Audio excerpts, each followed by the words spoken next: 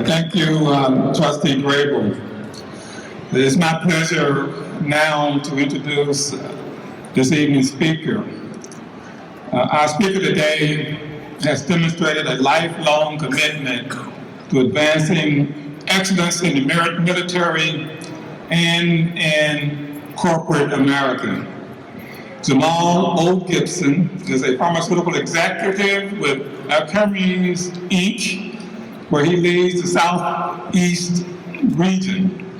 He has spent more than 20 years in the industry managing billions of dollars in sales with several highly reputable companies, including Pfizer and AstraZeneca.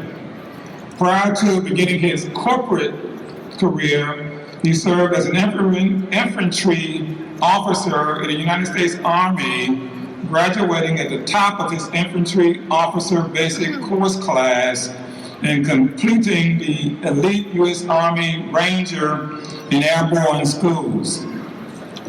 Jemal has received a best-selling author award for his first book, Drugs, My Curse, My Savior, which chronicles his life from childhood to adulthood, navigating the world of illegal drugs and the legal drug industry. His many professional achievements and accolades includes service as the board chair of the National Sales Network and a member of the FAMU Foundation Board of Directors. He has received several awards to include the Most Inspirational Executive by Executive 50, the Martin Luther King Jr. Leadership Award, Fordham University's Distinguished Alumni Award, and enshrinement in the FAMU School of Business and Industries Hall of Fame.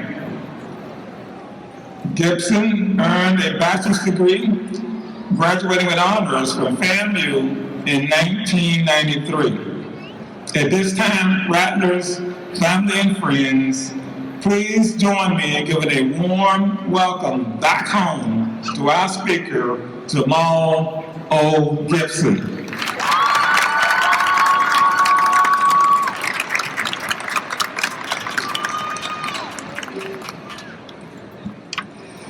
Good evening.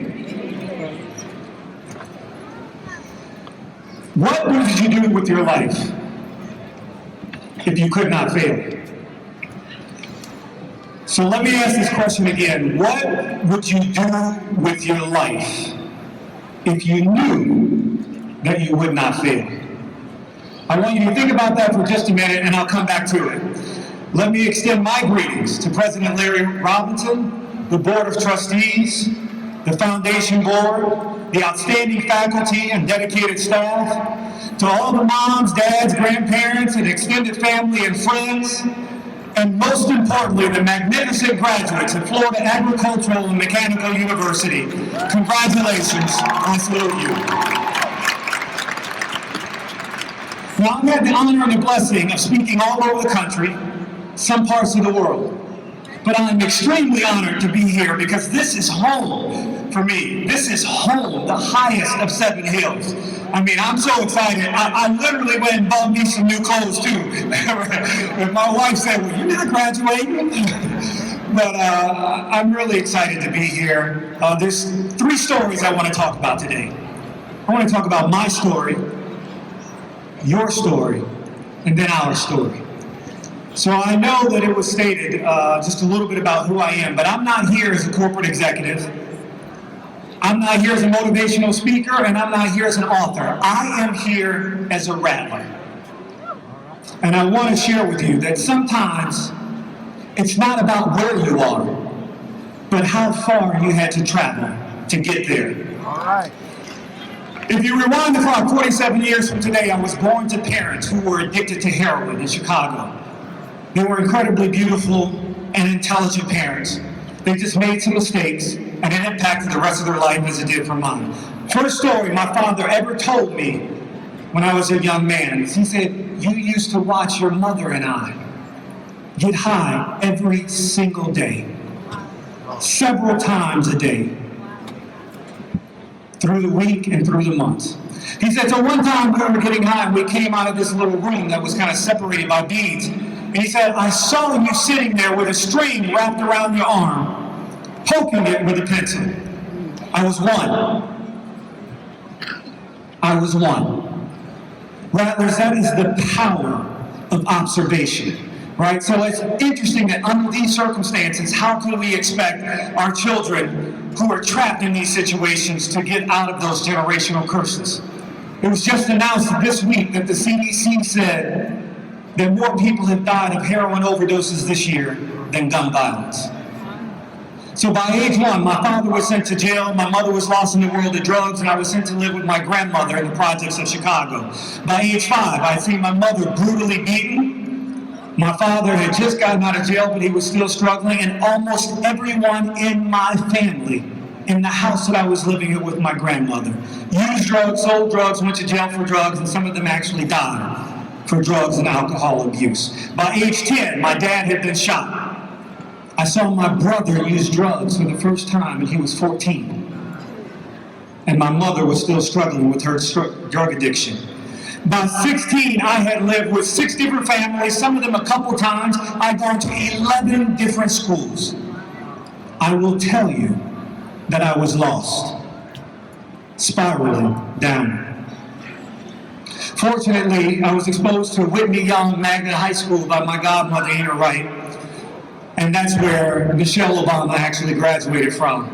That school changed my trajectory because I met 20 of my good friends there who were actually recruited to FAMU. Now, they were recruited, I wasn't, right? So I just followed them to FAMU. Some of you have heard this story, but I landed here 1,000 miles away from home with $20 in my pocket. I actually had 40, but I gave my friend $20 for letting me ride with them. And I'm not exaggerating, I'm not embellishing. I had $20 in my pocket. I had not filled out any financial aid paperwork. I didn't have any dorm assignment that had been paid for. All I knew was that I was going to school. And so I went out on faith. So I was told I needed to go to the financial aid office. And y'all know how those lines are, right? So 2-3 hours. I used to think that they were just testing us, right? Let's see how committed you are to want to be here. So I met a brother named Mark Smith, who was actually one of the financial aid counselors. I walked into his office after being in the line for 3 hours, and he said, let me see your financial aid papers. And I said, well, I don't have any. I'm here to sign my papers right now. And he said, well, no, that's not how it works. Where are your financial aid papers? And I said, no, well, here's my transcripts from high school. Here's my acceptance letter that I just got, a couple of days ago. And he said, well, I'm sorry, that's not how it works. Can you go and call somebody? Can you call your mom, call your dad, aunt, uncle, somebody? And I said, I had nobody to call.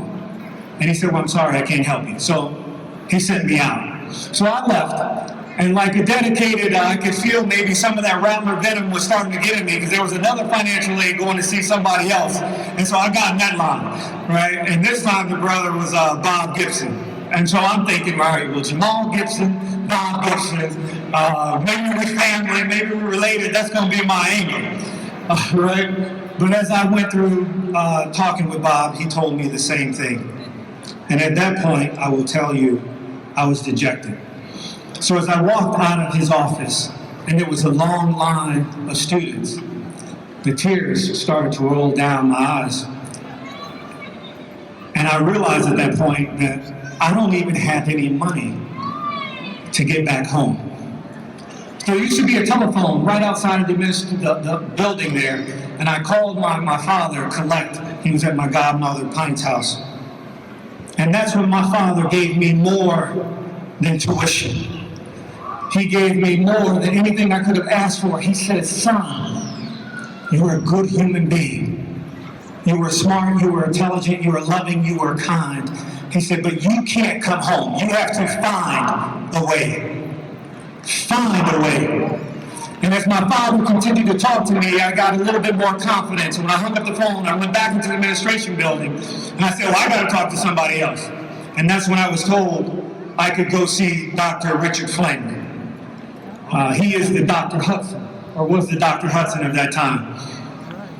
Dr. Flamer was a jolly man. wore suspenders, had an incredible warm personality, asked me to come into this office and said, "Son, take a seat. How can I help you?" And this was the first time in my entire life that I told my story. I said to him that my parents were born. I was born to parents who were addicted to drugs. I've lived in 6 different homes. I've been shot at. I've been robbed. I've had my clothes taken off my back. Just recently, my mother's boyfriend, who I had a fight with, chased me out of the house with a shotgun. If you send me back home, I will not live. So please, don't send me back home. I will tell you that he was standing in front of me and I stood up and he gave me a hug. The tears from his face were rolling down on my cheeks. I never knew my grandfathers, either of them, on my mother or father's side. But I think that must have been what a grandfatherly hug felt like. He walked me out of the office, walked me down the stairs, and told the registrar, "I want you to get him registered. I want you to give him a financial aid deferment. I want you to make sure that he's got a meal plan and housing." And he turned and looked at me and said, "Son, do not fail me." And that's when FAMU became my first real home.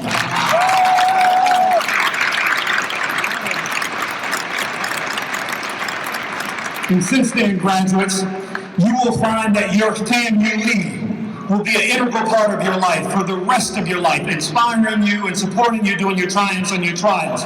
Because you see, there were times when I was flying, like when I had my first television interview, I had my first magazine article, I had my first newspaper article. All of them were done by FAMUans, by Rattlers. When I launched my first book, I got speaking gigs all around the country. I had a FAMU who was running with me doing my PR work. When I was shot, just 3 months before my graduation. Now you think about that. Trying to graduate just 3 months from now. An entire Rattler community helped me walk across the stage so that I could get my degree. Shortly after that, I received one of the worst telephone calls that I could ever get.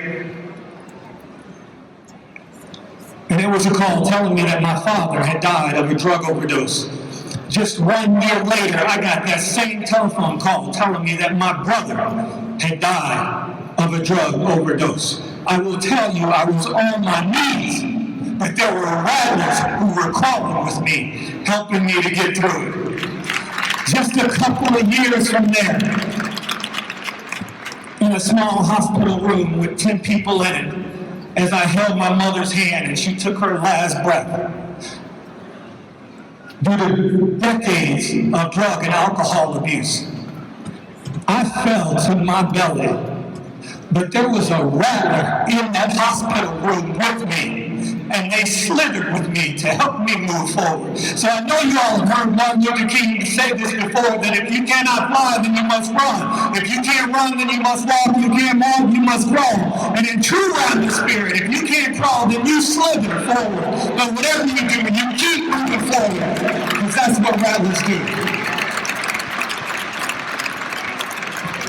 I get to stand here before you today as what Barack Obama would say is one of the top 1% wealth earners, having given all of my love, having given all of my money and my knowledge back to FAMU. I get to say at this point right now to Dr. Slater, sir, I did not fail you.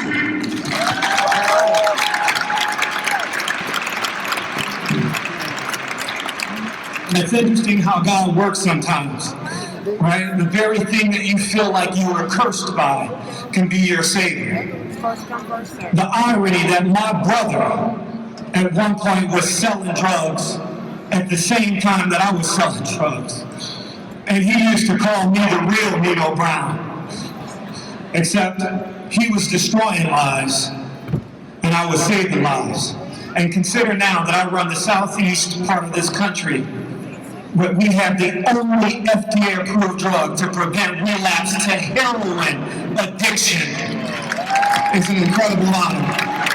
It may be too late for my family, but I get to save millions of other families. So I say unto you, Rattlers, it's not about where you are, but it's about how far you had to travel to get there. So let me just do my quick 30-second Oscar moment here. I just want to thank my family. I have my wife here, Lisa, and my daughter, Iman. Iman will be coming to FAMU next year, so y'all take good care of her. My other two daughters, Zara and Nadia, they are 11 and 7, and they're coming to FAMU too. They had no choice. And I've got my little cousin over there, Imani Strong, who's actually a FAMU and now will be graduating next year. So we trying to keep it in the family, because that's how around this good. I want to thank my sister, she's all I got left, and her kids, and to all those people who raised me. My grandmother, my Aunt Betty, my Aunt Bob, my Aunt Freddie, Marilyn Pike Morgan, Ina Wright, Miss Olivia, all of these people actually helped raise me. To my family, special shout out to the Beta Mu chapter of Alpha Phi Alpha, the National Society of Persian Rifles, Chairs Masonic Lodge 259, the Rattler Battalion, and the School of Business of Industry all helped to raise me while I was here. Lastly, to my mother, and father, and brother whose love sustains me to this day. So that's my story, and now you know why I'm here. Let me just share just a little bit with you about your story. I realize I could walk down this aisle right now and probably pick any one of you who has your own story to share, to tell. And as Maya Angelou would say, there is no greater agony than bearing an untold story inside of you. So I urge you, Rattlers, to tell your story, because you never know who might be touched by it. Now, people often ask me, like, how did you make it through all of that? How did you make it through all the life's challenges? And so I would tell them, well, some people call it blessings, some call it luck, but for me, I was working with these principles called the 3 Spirations. And so I want to share these inspirations with you, and I absolutely believe that if you incorporate them, that your wildest dreams will come true and you will look back on your life with fulfillment. So what are the inspirations? The first inspiration is aspiration, which means you've got to have dreams and goals fueled by burning desire. It's your dreams and goals that gives your life purpose and direction, because as they say, a life without purpose is a life without meaning. But I know a lot of people have dreams and goals, but you actually have to take those dreams and goals and make them what they call affirmations, right? I am, as they say, I am that I am. This is very important. So if you want to drop some affirmations, you would say, I am the best electrical engineer. I am nationally recognized journalist. I am an outstanding educator. These are affirmations that will make a difference in your life. I don't want to get too technical because I don't have enough time. I usually spend about 2 hours on this topic. But I'll tell you that psychologists will tell you that the subconscious doesn't know the difference between what's real and what isn't. So you program your conscious mind with auto-suggestions, which is messages from yourself to yourself. That's why affirmations are critically important. Now let me share this with you. For the past 30 years, everything that I wrote an I am down for has come true. For 30 years, every I am that I wrote came true. So I'm telling you, as John 14:12 says, whoever believes in me will do the same works, even greater. So there's nothing special about me. I just applied some of these principles. So the second inspiration is called perspiration, right? Perspiration. Now, one of the best sellers from The Secret, a good friend of mine, will tell you, you can sit and dream all day long, but at some point you got to move your feet, right? You can't just sit there. You got to hustle. You got to grind. Class of 2016, I know you may have noticed this already, and you'll notice it when you get to work. Some people will be smarter than you. Some people will have more money than you. Some people will have more talent than you. But no one can ever outwork you. That is a choice. You can choose to work or you can choose to lose, but that choice is yours. That's the second inspiration, perspiration. The third inspiration is called inspiration, right? And what this means is that you could have all the aspirations in mind, you could be working hard with your perspirations, but there might come a time when you hit a wall. I know every adult in this room has probably hit a wall, and you've got to find that thing that gives you inspiration. It could be people. Like for me, before I had a family, I wanted to get my mother and my sister out of the ghetto. That gave me inspiration. If I had to work, 8 days a week, 20, 5 hours in a day. I was going to do whatever it took to get them out. I guarantee that some of these moms, dads, aunts, uncles, grandparents that are in here, you were their inspiration to help them keep moving, to make sure that you can have this moment right here today. So, I will say to you that even in times when you hit that wall, as LL Cool J once said to Oprah, dreams don't have deadlines, right? So you keep moving forward. So let me just take this quick moment here to give you one derailer, right? So I've had thousands of hours of leadership training, and I think this is the derailer that some of you could potentially hit coming out of college. So this is important. I'm giving you some instruction.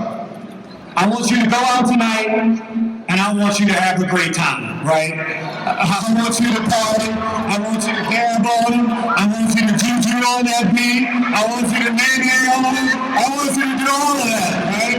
And I'm actually embarrassed to say, I know some of y'all parents.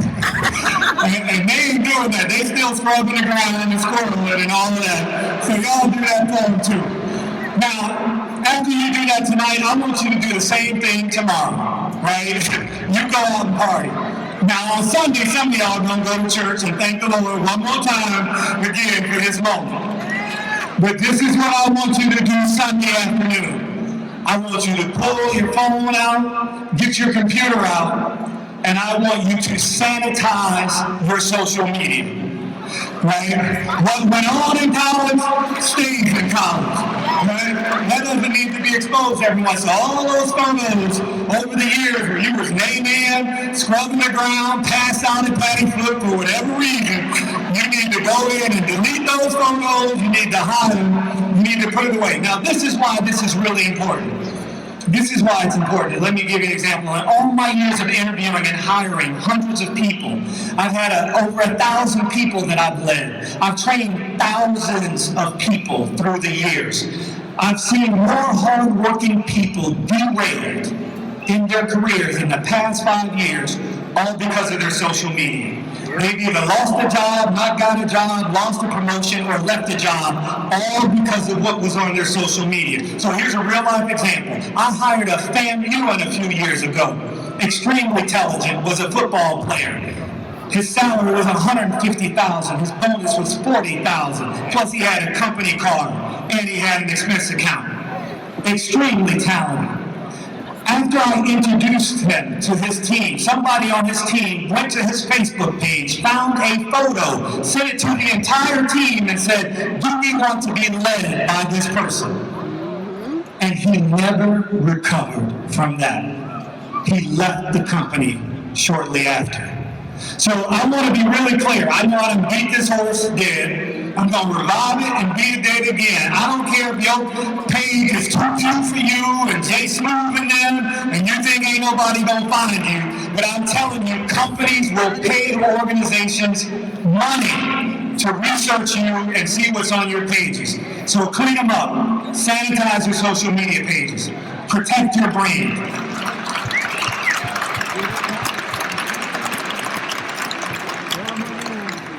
And Dr. Robinson, I hope I'm helping with the metrics that you got on some of these FAMUs. I'm going to keep hiring this with these six-figure salaries. We just make sure your page is clean. All right? Lastly, as I prepare to close, our story. I'm sure many of you have heard this, that one of the most important and tangible benefits from going to an Ivy League school is the power of the network. When I went to executive leadership training at Harvard, they bragged and promoted how well they do business together, how well they create opportunities together, how well they change the world together. And I'm not gonna lie, I got a little competitive, right? I was thinking, well, y'all ain't got nothing on some Bradleys, right? We're the most talented, creative people out here. So you don't have to look far to find a rattler to help you change the world. Let me give you a couple examples. When I was just a college student, I owned the record store. It was the only black-owned record store store here in Tallahassee called Ups and Downs Music and More that I own with 3 other rattlers. At my first duty station at Fort Benning, Georgia, it was a rattler who taught me how to be an officer. When I got into the pharmaceutical industry, it was several rattlers who were helping me understand how to build a career in the pharmaceutical industry. On my desk right now, and I got a big desk, literally, is a web app that's developed or put together leadership development that was done with a rattler. My second book that I wrote was done with a rattler. The movie script to my first book was written by a rattler. And as we speak, my life story is being considered as a major Hollywood movie television series, and it was written by a rattler. So I'm here to tell you that you don't have to look far, that your network of rattlers, your Rattler Dan, your family can change the world. You just got to leverage it and use it. Rattlers, you will make a living by what you earn, and you will make a life by what you give. People often talk about, well, you might as well give all your money away because you can't take it with you. Well, I'm here to tell you, you can't take your love and you can't take your knowledge either. So you might as well give all of that away. So in the spirit of giving, I would like to announce the Jemal, Gibson, and family endowed scholarship for $100,000 that I'll be doing with FAMU. And should I get hit by a bus or struck by lightning, I've got another $100,000 that's in my insurance policy that FAMU will get as well, and that policy is already at the university. So today, I've given you some of my knowledge, I've given you some of my love, and I've given some of my money, but it's not about me, it's about you. As you prepare to go out and change the world, and I'm extremely confident that you will, don't forget to change the world of FAMU. In the end, people won't measure you by how great you were. They will measure you by how great you were to them. So rattlers, there's greatness in each and every one of you. Hopefully you applied through those 3 inspirations, and I believe that your life will be greater than you've ever imagined, because anything is possible. Congratulations, God bless you, and may God continue to bless FAMU.